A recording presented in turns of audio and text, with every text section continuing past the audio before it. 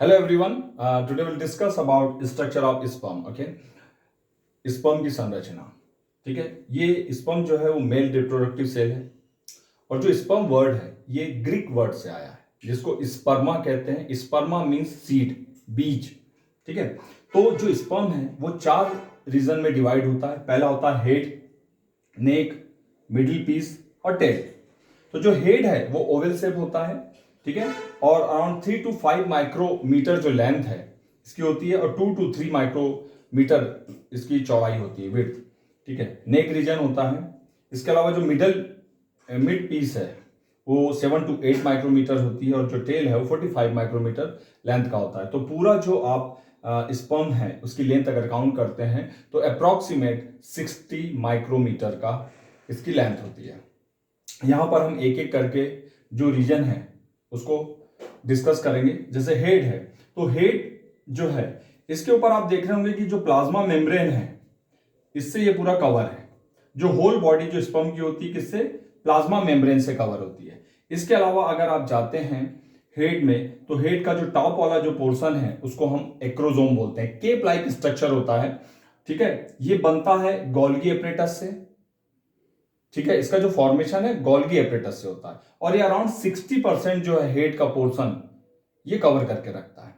तो यहां पर जो एक्रोजोम है इसमें जो आप नीचे की लेयर देख रहे हैं एक्रोजोम की, इसको इनर एक्रोजोमल लेयर बोलते हैं और जो ऊपर की देख रहे हैं उसको आउटर एक्रोजोमल लेयर बोलते हैं. आउटर एक्रोजोमल जो लेयर है वो प्लाज्मा मेम्ब्रेन के करीब होती है और जो इनर एक्रोजोमल लेयर है वो न्यूक्लियस के करीब होती है. ठीक है, इस एक्रोजोम में कुछ एंजाइम प्रेजेंट होते हैं जिसको हम प्रोटियोलाइटिक एंजाइम या हाइड्रोलाइटिक एंजाइम्स बोलते हैं और वो मेनली हाइल्यूरोनाइडेज और दूसरा था एक्रोसिन. ये दो जो एंजाइम्स हैं ये इनका रोल होता है मेनली जब स्पर्म फीमेल रिप्रोडक्टिव सिस्टम में एंटर करता है. जब ओवम के करीब आता है तो वहां पर ओवम आप देखेंगे स्ट्रक्चर, उसके ऊपर जोना पेलुसिडा लेयर होती है और वो जोना पेलुसिडा लेयर को स्पर्म का जो ये दो एग्रोजोम के अंदर जो एंजाइम्स होते हैं ये उसको पेनिट्रेट करने में हेल्प करते हैं. मतलब क्या करते हैं, जोना पेलुसिडा जो लेयर है उसको ये दोनों एंजाइम प्रोटियोलाइटिक एंजाइम्स क्या करते हैं, डिग्रेड करते हैं. ठीक है, जिससे स्पर्म उस ओवम के अंदर एंट्री कर सकता है, उसका अपर पार्ट. ठीक है, इसके अलावा क्या होता है यहां पर आप देख रहे हैं कि यह है न्यूक्लियस. न्यूक्लियस भी क्या होता है, ओवल शेप होता है, हैप्लाइड होता है क्योंकि इसमें 23 क्रोमोसोम्स होते हैं.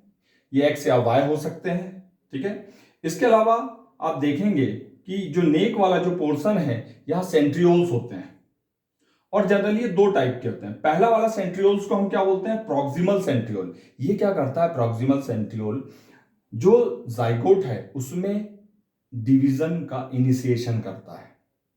ठीक है, उसके बाद में जो दूसरा वाला है जिसको हम डिस्टल बोलते हैं वो क्या करता है, वो जो एक्सेल जो टेल है ना, वहां से स्टार्ट होती है.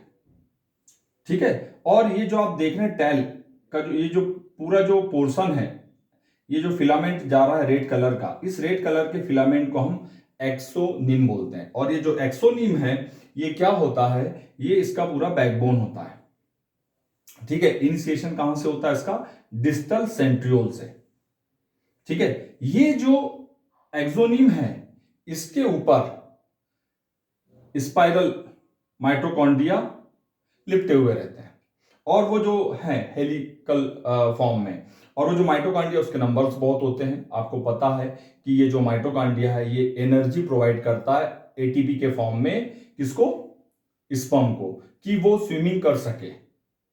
ठीक है, किसके लिए कर सकता है, वो स्पर्म मूवमेंट करे इनसाइड फीमेल रिप्रोडक्टिव सिस्टम में. ठीक है, तो इसको एनर्जी कहां से मिल रही है, माइटोकॉन्ड्रिया से, और ये कहां पर प्रेजेंट है, मिडिल पीस में. ठीक है, इसके अलावा जब हम जाते हैं नीचे तो ये जो एक्सोनिम है ये यहां पर टेल में आपको दिखेगा और ये जो पर्टिकुलर टेल है ये एक्चुअली फ्लैजिला लाइक स्ट्रक्चर होते हैं और ये क्या करते हैं, स्पर्म को मोटिलिटी प्रोवाइड करते हैं, मतलब मूवमेंट करने के लिए सपोर्ट करते हैं. और आपको मैं यहां पर थोड़ा सा एक्सप्लेन करूंगा.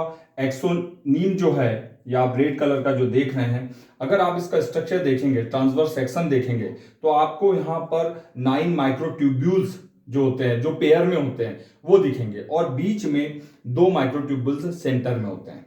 ठीक है, तो यहाँ पर जो एक्सोनीम है, या आप देख रहे हैं ये जो बीच में जो 2 हैं, ये 2 जो नंबर है वो यहाँ बीच में सेंटर में है, जिसको हम सेंट्रल माइक्रोट्यूब्यूल्स बोलते हैं। और यहां पर आप देखेंगे ये पेयर में 9 माइक्रोट्यूब्यूल्स हैं।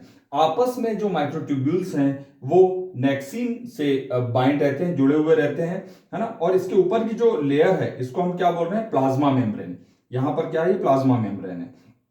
इसके अलावा ये जो 2 पेयर में है, 9 वाले हमेशा पेयर में रहेंगे, इसको अपन डुप्लेट माइक्रोट्यूब्यूल्स बोलते हैं, जिसमें ए और बी ट्यूब्यूल्स होते हैं। जो पहला वाला है उसको आप ए बोलेंगे और दूसरे वाले को बी ट्यूब्यूल्स बोलेंगे। तो ए और बी ट्यूब्यूल्स मिलके ये डुप्लेट माइक्रोट्यूब्यूल्स बनते हैं। ठीक है, इसके अलावा क्या होता है, जो 2 माइक्रोट्यूब्यूल्स बने हैं उसके ऊपर कुछ आर्म निकली रहती है, जिसको डाइनीन बोलते हैं। तो ये क्या हो गया, एक्सोनीम का फाइनल स्ट्रक्चर हो गया। तो ऐसा आपने यहां पर स्ट्रक्चर ऑफ स्पर्म देखा। तो सबसे इंपॉर्टेंट होता है हेड में एक्रोसोम, जो प्रोटीयोलाइटिक एंजाइम रहते हैं। ठीक है, जो जोना प्लेसिडा जो है ओवम के ऊपर, उसको वो पेनिट्रेट करने में स्पर्म को हेल्प करते हैं। दूसरा जो पार्ट है नेक, उसमें सेंट्रियोल्स होते हैं, जिसमें कि प्रोक्सिमल सेंट्रियोल क्या होता है, इनिशिएशन करता है डिवीजन का जाइगोट में। और दूसरा वाला जो है वो एक्सिल जो टेल है उसको एक्सोनीम से अटैच होता है, यहां से ही शुरू होता है, ये एक टाइप से बैकबोन है। ठीक है, उसके अलावा जो माइटोकॉन्ड्रिया है वो क्या करते हैं, एनर्जी प्रोवाइड करते हैं एटीपी के फॉर्म में, और वो रिप्रोडक्टिव सिस्टम में मूवमेंट के लिए हेल्प करता है। टेल जो है वो फ्लैजेला है। ठीक है, और वो भी आगे स्विम करने के लिए हेल्प करती है। ठीक है, मोटिलिटी। और जो बैकबोन स्ट्रक्चर है एक्सोनीम होता है, जो 9+2 माइक्रोट्यूब्यूल्स अरेंजमेंट होता है। तो I hope you understand. Thank you so much.